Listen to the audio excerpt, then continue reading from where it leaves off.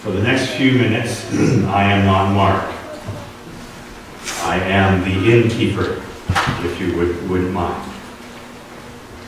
And as the innkeeper, I have an unusual story to tell.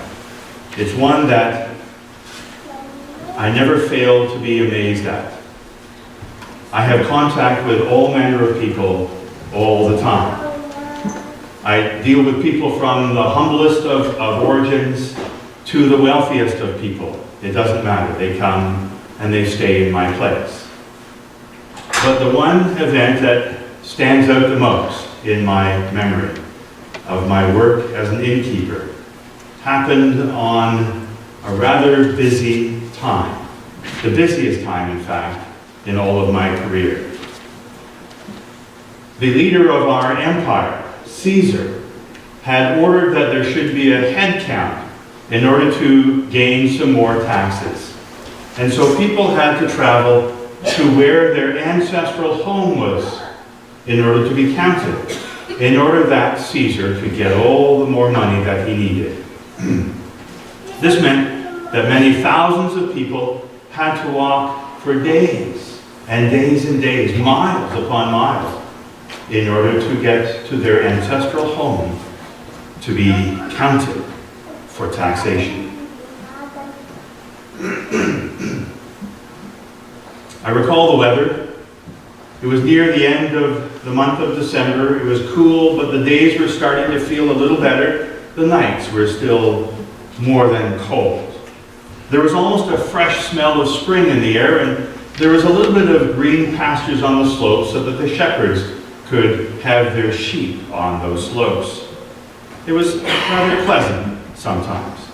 But one night, in this season, as spring is starting to come, there was a rather large crowd. They had all come at once, it seemed, and wanted to stay in my inn. They were seeking lodging for the night, and it was too great of a distance for them to return home. And I had to turn so many people away. Well, I turned dozens and dozens away that day. And by the end of the day, I was exhausted. And so I'm sitting there on my stool, and I'm dozing away. You know what it's like. In the evening time, you've had a busy work day, you've had some food in your belly, and things are starting to quieten down, and you just go, and you start to fall asleep. Has that ever happened to you in the evening time? It happens to me every evening time. Remember, I'm in the role of the innkeeper. I was just nodding off when I heard this very gentle at my door. And I woke up with a start, and I got up, and I saw a young couple standing before me. "May I help you?" I asked as I jumped up before them. And the young man stood beside his pretty companion, and he began to speak in a low, almost trembling voice. Yes, do you have room for me?" And I cut him off. "Room?" I blurted out bluntly. "Are you kidding me? Do you know how many people have come here today and yesterday, and how many more are going to be coming tomorrow? I have no room for you. You should have come earlier. You should have let me know somehow, and I might have been able to reserve a room for you. Are you kidding? You're going to have to go elsewhere. I'm sorry. Goodbye." And I went and sat back down on my stool, and I hoped that they would leave so I could get back to my dozing. But much to my surprise, the young man spoke again. But, sir, please, you don't understand. You've got to have room. I've got nothing. There's nothing about having to have something for you in this at all. Didn't you hear me? Don't you understand? I have no rooms available. Now please go. Let me get my rest. Patiently and kindly, the young man responded quietly to me. "Sir, please understand. My wife is expecting a baby. She's expecting a baby any minute. We've tried everywhere. All the rooms are full. Can't you please give us some space somewhere? We don't care where." And looking closer, I realized the young man was speaking the truth. His wife was rather pregnant, rather expecting. So I began to feel sorry for them. Oh. And I started to think, And then I remembered, well, I guess it's obvious you do need a place to stay. If you don't mind, if you're not too choosy, we don't have any linens down there, but I believe I can provide you with something. Please come and follow me.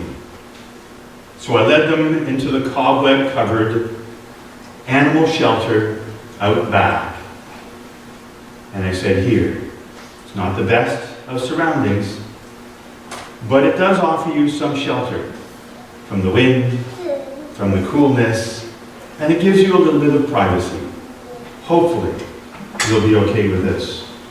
And the young man, even though I thought it was the meekest, humblest of offerings, couldn't stop thanking me enough for my kindness. And I told him, "Okay, it's all right, it's all right. Look, we'll settle up in the morning. Don't worry about it now, we'll settle up in the morning." And I left, and I went back to my stool, and I proceeded to fall asleep again.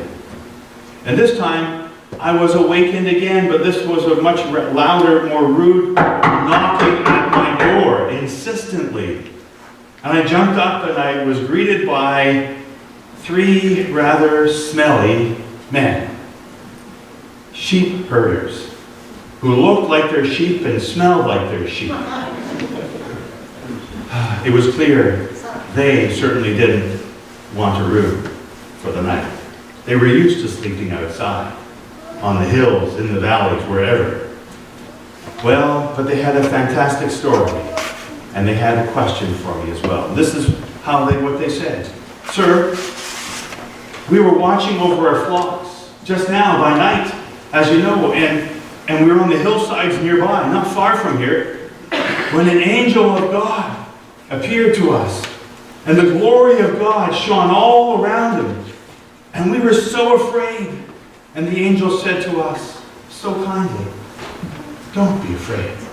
For behold, I bring you good news of great joy that will be for all people.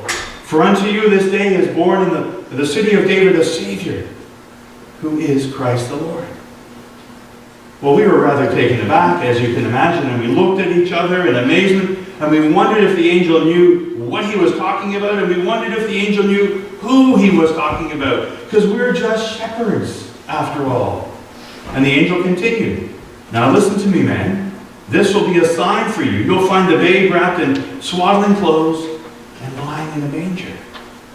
He no more finished this, "Sir, let me tell you." Then he was accompanied by a huge host of angels who were singing and praising God, saying, "Glory to God in the highest, and on earth peace and goodwill towards people." So we decided right then and there, we'd better get over to Bethlehem and see what all the fuss is about. See what's happened, which the Lord has made known to us, of all people. And so we came as quickly as we could, sir. And we wondered, can you please help us? Can you tell us where this baby is? Well, the innkeeper was taken aback. I didn't know what to say. I didn't recall anything about a baby being born in my establishment. I'm not running a hospital. I'm not running a maternity ward, as far as I know. But they insisted. And they had such an incredible story. I started to think and wonder and think, and then I recalled the young couple who were expecting any moment. I took them down to the animal shelter and I went, "Yes, I can tell you. Let me show you where they are." And I led the shepherds down out back to the animal shelter. And the shepherds found it just as they had been told by the angels. A newborn baby wrapped in cloths, lying in a manger. And one by one, those shepherds knelt down in such a humble manner before a baby in this manger. I can't really explain what happened to me after that. It's hard to say. But somehow I was touched as well. And I found myself kneeling before this baby also. Not only had a baby been born in my establishment, but strangely, I can't explain it. As I knelt there in front of this baby, who wasn't making a sound, I felt that he'd been born somehow in my life. And I never did settle up with that couple the next day. It was my honor and my pleasure to have them for that night's lodging.